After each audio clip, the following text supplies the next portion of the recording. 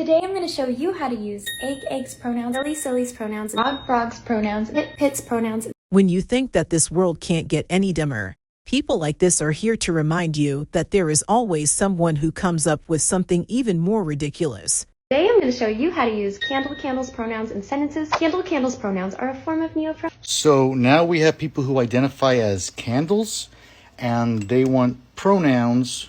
We're supposed to call them hi candle, or a group of them as candles. Is that what you're preaching here? So if you want to refer to a person that uses candle self-pronouns, a sentence would look like this. Candle completely lost Candle's mind. Candle should find a psychiatrist or just shut Candle's self up. Am I using it correctly? Question. If I see someone who identifies as a candle and they're not lit, does that mean I can light them on fire? Like, is their head like the wick? Is that what I should go for? Is that what I should I put a match to that or blowtorch or something? I'm trying to work with you. Okay, I'm trying to be inclusive like you. That is a very good question. I mean, when someone uses cow self-pronouns, we should be able to turn them into steak selves. And if you think that this is just some stupid game kids play to make themselves feel special, and that they aren't harming anyone, then you are wrong. This might be stupid, I agree, but it's far from harmless.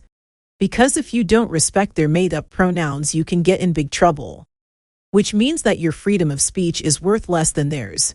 But well, have a look at this. Now this has got the internet going crazy. 3 8th grade students in the US are being taken to court after refusing to call a fellow student by their preferred pronouns. The boys have been charged under Title IX sexual harassment legislation, which usually deals with crimes such as rape, dating, violence, and other sexually violent crimes. Just imagine being the boy's mother and the principal calls you up telling you that your 13-year-old son is being charged with sexual harassment allegations. The family's attorney claims that the misuse of pronouns is not covered under that law. The question is this fair or is it going too far? Imagine your son comes home from school and tells you that he is being sued for sexual harassment.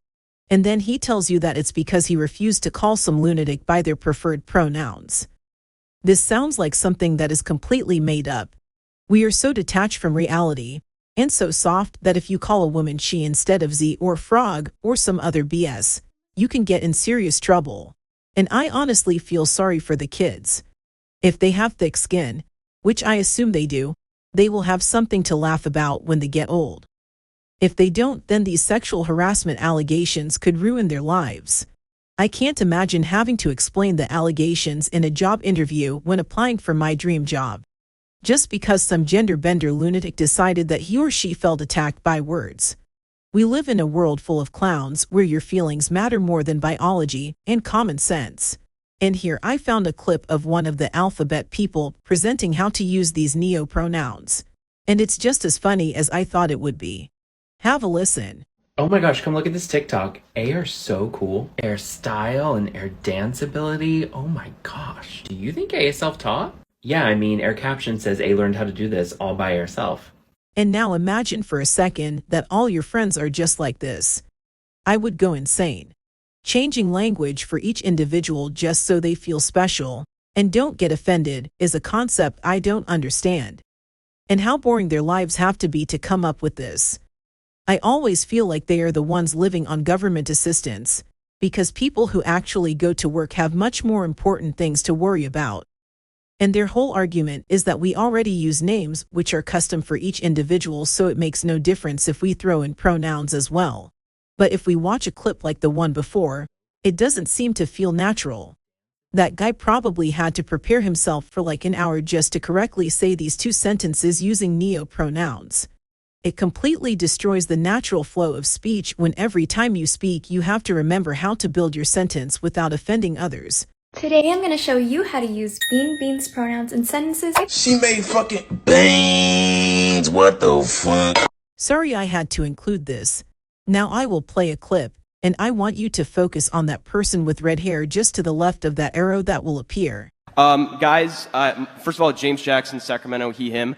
I just want to say, can we please keep the chatter to a minimum? I'm one of the people who's very, very prone to sensory overload. There's a lot of whispering and chatter going on. It's making it very difficult for me to focus. Please, can we just, I know we're all fresh and ready to go, but can we please just keep the chatter to a minimum? It's affecting my ability to focus. Thank you.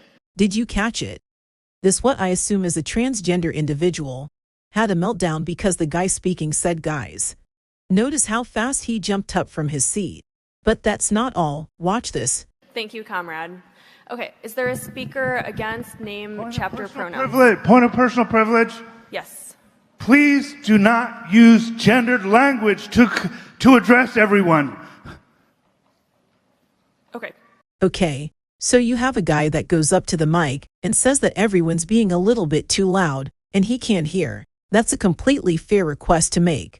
Nobody is intentionally misgendering anybody here. I think people are looking for reasons to get upset. We know that not everyone is male, but that's not even what guys means. It's just a salutation for a group of people regardless of their gender. We are before the world, and we want to put the foot of socialism forward, in the best way possible and create more socialists. By the way, socialism and communism are the worst. These ideologies are spreading like wildfire on American universities, and all that would be necessary to prevent it is proper education. Just show them the Soviet Union or North Korea. People think that life under socialism would be amazing. We would all be equal, and nobody would suffer. Well, the only thing equal under socialism is people suffering. And as someone who does not menstruate, I'm non-binary, I don't menstruate. Well, that'll do it. That'll do it.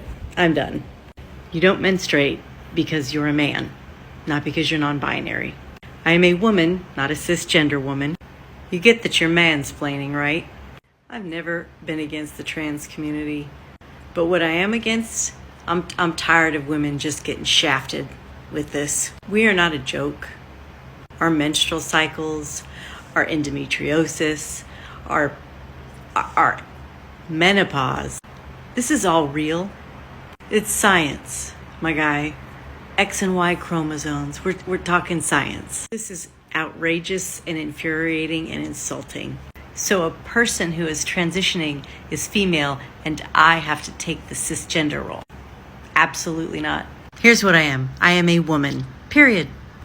That's all. We're done. I haven't even noticed it at first, but it's important to point this out. Trans women are now called real women, and biological women are now called cisgender women.